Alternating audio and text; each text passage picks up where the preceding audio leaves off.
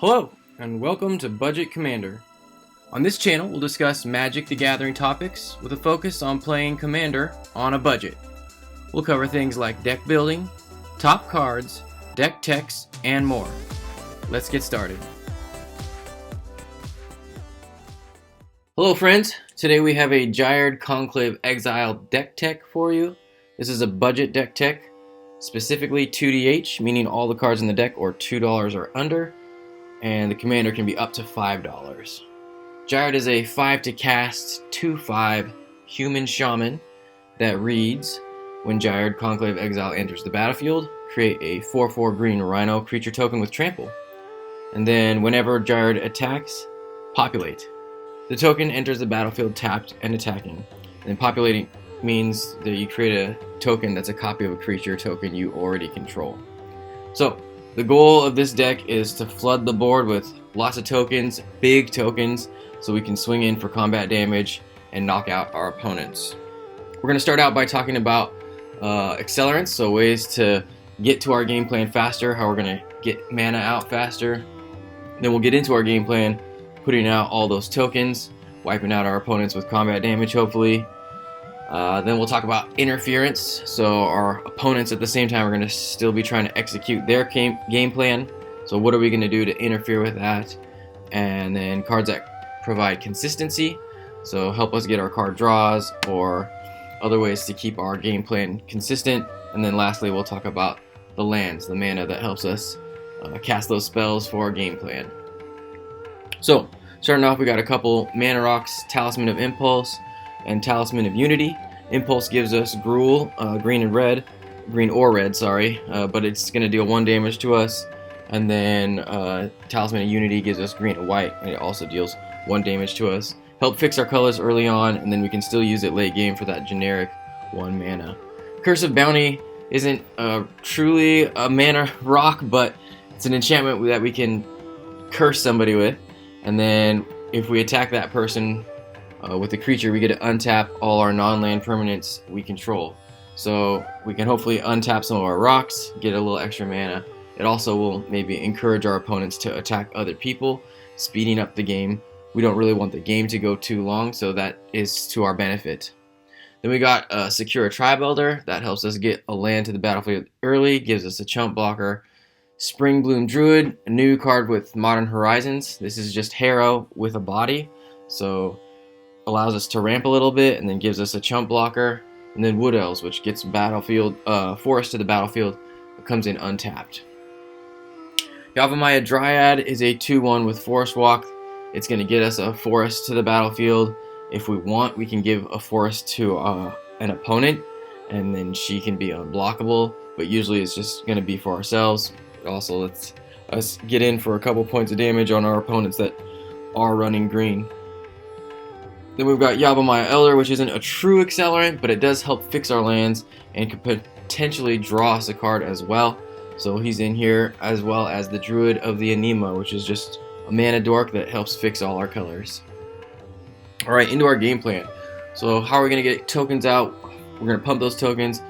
We're going to start out with Doomed Artisan. This guy gets, at the beginning of our end step, we create a Sculpture artifact creature token, and then the sculptures have this creature's power and toughness is equal to the number of sculptures you control. So we get this guy out at the end of the first turn, we get a 1/1, and then each time we can populate, we can make more and more of these. Unfortunately, the sculptures can't attack or block until the artisan dies, so we can use him as a chump blocker, sacrifice him, but then keep growing our sculptures so that we just have a really huge army. Kind of like the rats strategy, if you're familiar with that. We also have Rock Egg. It's a 0/3 with Defender, so we can chump block with it, and it can possibly give us a 3/3. Otherwise, it kind of helps protect us from board wipes. Once somebody destroys all the creatures, we start off with a 3/3 flyer on the field, which is nice. Hammer of Perforos. This is nice because it gives all of our creatures haste, but it also allows us to turn our lands into golems, which just helps us get that populate, get those tokens out there so we have things we can target with our populate triggers, gets that engine going. Call the Herd does the exact same thing. To get that engine going, gives us a 3/3 elephant. We can also flash it back so we can get 2 3/3 elephants out of it. The Miming Slime Costs 3, and it allows us to copy the size of our biggest creature. So if we had a 7/7 out there, cast this for 3, we get another 7/7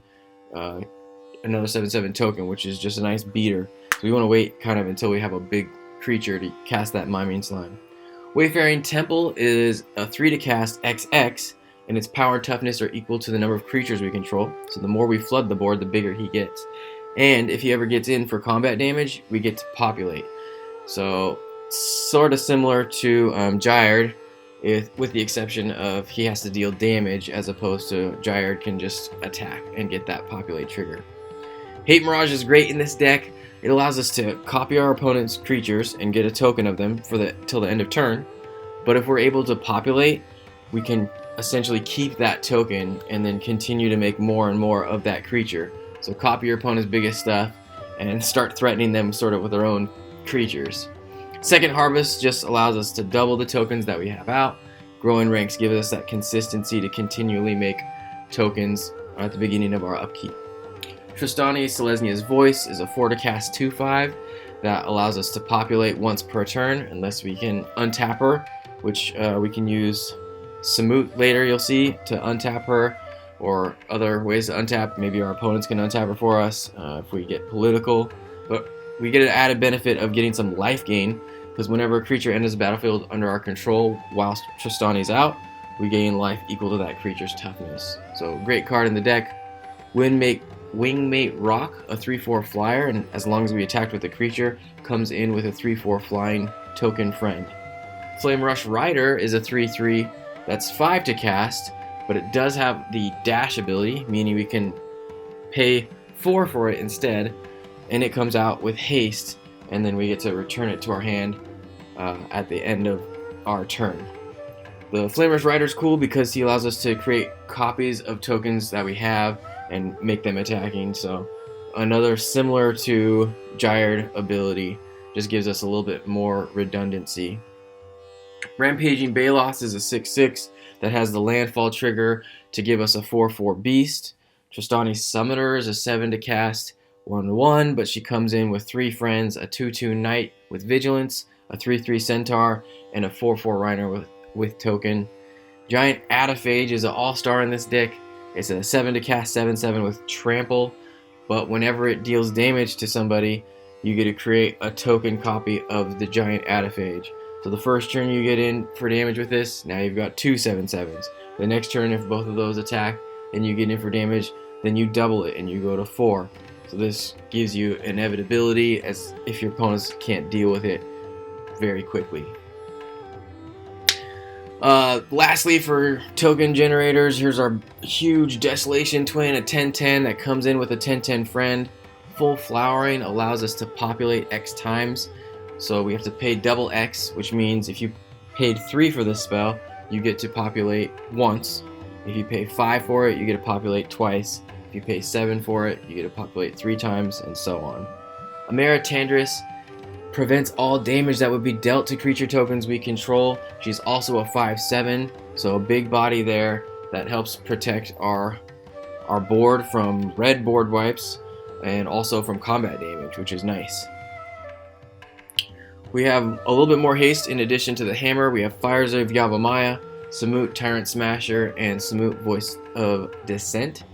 The Voice of Dissent has flash, so we can cast on our opponent's turn. It's a double striker with vigilance and haste, gives our other creatures haste, and you can pay 1 to untap another target creature. It doesn't even have to be something we control, so you can use her for politics, but just a ton of keywords there, and mostly we like that she gives our creatures haste, which is important when you're playing a 10 for a Desolation Twin. You want to be able to swing that turn with it, as opposed to wait a whole turn cycle. Might not even be around.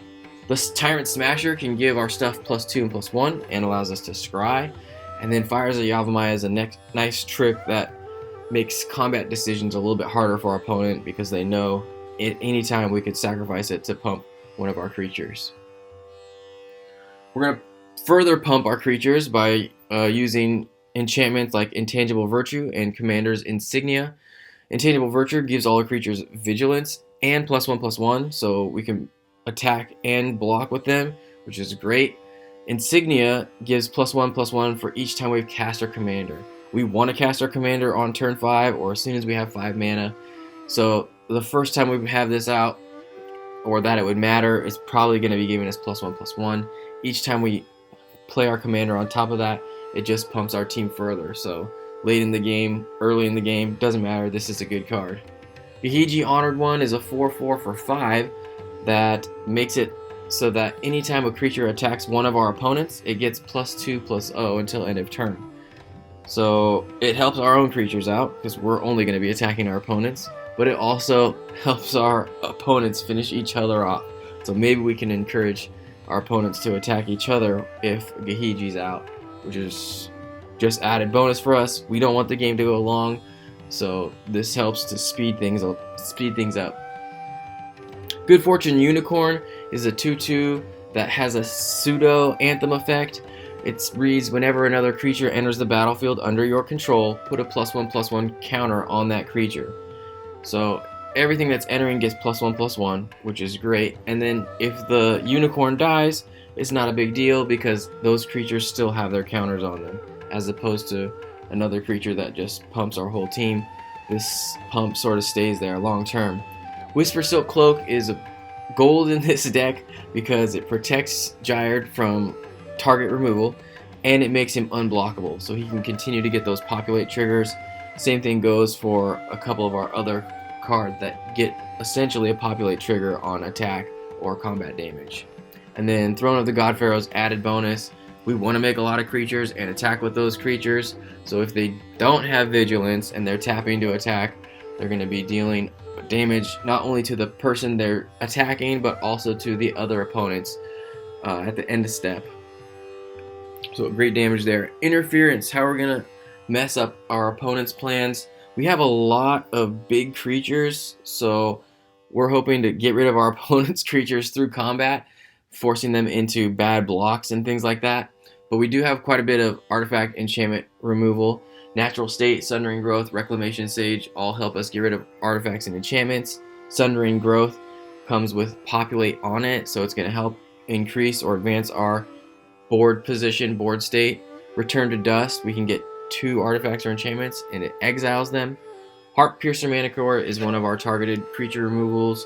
It deals damage to creatures when it enters, assuming we sacrifice creatures. It also has Embalm, so it comes back as a token, meaning it can get into a continuous cycle of being able to remove stuff if we're populating it, which is great. Tectonic Hellion is a 7 to cast 8/5 with haste, so a lot of power there, and it reads, whenever it attacks, each player who controls the most lands sacrifices 2 lands. So this really slows down our opponents. If it's us that has that, that's unfortunate. We're probably not going to want to attack with it or even cast it, but we can time it. It comes in with haste, so we can be careful about when we play this so that we're at least getting one of our opponents. If not, if there's 2 that are tied for most lands, we can have them removing more lands than us, which is just slows them down and helps to speed us up. Tristani's Judgment gets rid of any creature and we get a populate trigger off of it. Phyrexian Rebirth wipes the board and we get a huge artifact creature, assuming there's a lot of creatures on the board. Creepers. And then Hour of Reckoning is a sort of one-sided board wipe. Most of our opponents probably aren't playing token strategies. This is going to destroy all the non-token creatures, so hopefully it leaves our board nice and full and just takes out everybody else's board, leaves us open to attack our opponents. Last card for interference is Ghired's Belligerence. It's an 2 red and X to deal X damage divided however we choose, and whenever a creature dealt damage this way dies, we get to populate. So hopefully we're at least getting a 2 for 1, we're killing one thing, and we're getting our populate creature. But if there's a bunch of little utility things out, we can maybe kill those utility creatures and populate. Maybe they just have little stuff out for chump blockers, so this can really turn the tide of battle, and you get to be a little bit smart about how to use this card. It's great. Cards that provide consistency. Explorer is going to just draw us a card, maybe ramp us by getting us extra land out. Lifecrafter's Bestiary is a 3 to cast artifact that allows us to scry at the beginning of our upkeep, so that helps us give a little bit more consistency to our deck. But whenever we cast a creature, we can pay an additional green and draw a card. So tons of creatures in this deck. We'll be able to draw cards as long as we have extra mana sitting around that we don't need to use. Colossal Majesty draws us a card at the beginning of upkeep as long as we control a creature with power 4 or greater. I'm kind of on the fence about this card in most other decks because your opponents will see this and they'll want to remove your 4 power or greater cards so that you don't get that card draw. But you have so many creatures with power 4 or greater, they're just not going to be able to do it.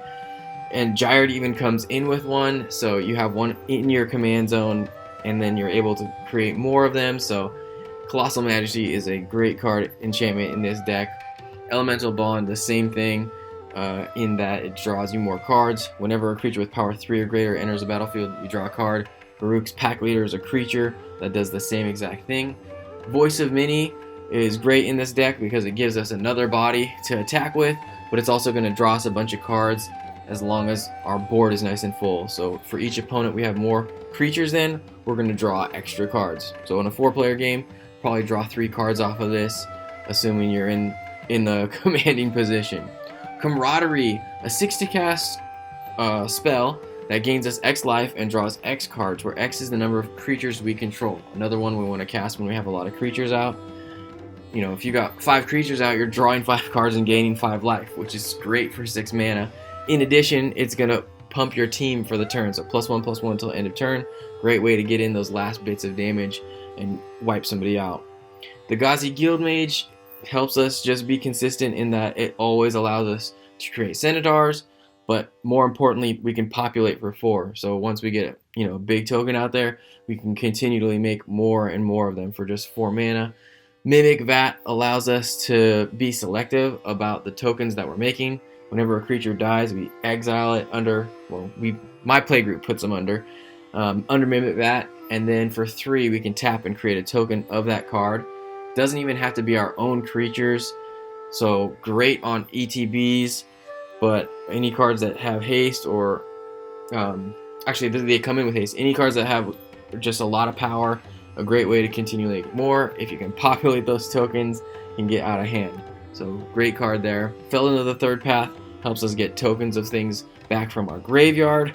Soul Foundry allows us to exile a card from our hand when we cast Soul Foundry, and then for X we can create a token copy of that exiled card, where X is that mana cost.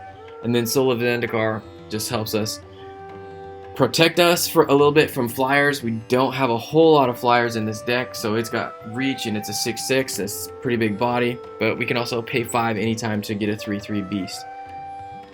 Lands. So we're gonna get there with 3 mountains, 5 plains, and 8 forests. That's our basics.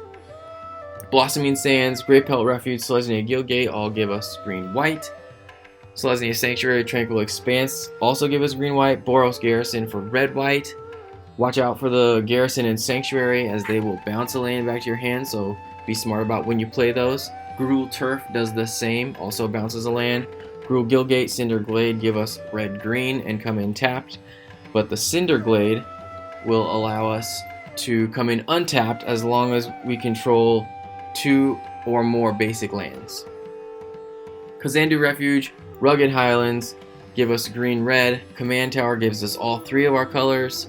Exotic Orchard can give us 3 of our colors, assuming our opponents are playing green, red, and white, but usually we're going to get at least 1 or 2 of our colors. Jungle Shrine comes in tapped, gives us all of our colors. Evolving Wilds helps us fetch for the colors we need, thins our deck a little bit, as does Terramorphic Expanse, Naya Panorama, and then Krosan Verge can get us a forest and a plains to the battlefield tapped. Note that Naya Panorama can also just tap to add colorless the turn it comes in. So quite a few fetches in this deck help us fix our colors. We also have the Gargoyle Castle and the Grove of the Guardian can help us get that token population train going. If our board gets wiped and we don't have any tokens out, but we need some other ways to populate the creatures, we can sacrifice the castle or the Grove of the Guardian. The Grove of the Guardian won't work because we need to tap 2 creatures, but either way, great way to get an extra body on the battlefield. Nephalia Academy protects us from those discard decks, still gives us mana, solid card. Temple of the False God helps to accelerate us a little bit. Orin Reef the Vastwood sort of pumps our entire team. We can tap it to put a +1/+1 counter on each green creature that entered the battlefield this turn. So, you know, at the end of your turn, you tap this guy, you get a whole bunch of +1/+1 counters for each of those creatures. Opal Palace gives +1/+1 counters to Ghired, or can help us fix our colors. So, great way to keep our creatures big. Lastly, Rogue's Passage. This is just going to make one of our creatures unblockable, help get those attack and combat damage triggers off of our creatures. Whew! Alright, the average converted mana cost of this deck was 3.89. That's our mana curve there. 1s all the way through 7 pluses. Any cards that had X in the converted mana cost, I considered a 7+, or that you cast that spell for 7. So we don't have an exact number because those X spells, but gives us a little bit of a loose figure. If you like the idea of putting out a bunch of big creature tokens, pumping up those creatures and swinging in for combat damage, knocking out your opponents, give this deck a try. Let me know how it goes. Otherwise, let me know what commander you think we should build next. Hope you guys enjoyed this video. Have a great day. Peace. Thanks for watching. You can help support this channel by hitting that subscribe button. This will help keep you up to date on content from Budget Commander. If you liked the video, make sure you like the video. Leave me a comment with your thoughts on this topic. And if you think someone else could benefit from this video, feel free to share. Thanks for watching, and I'll talk with you next time.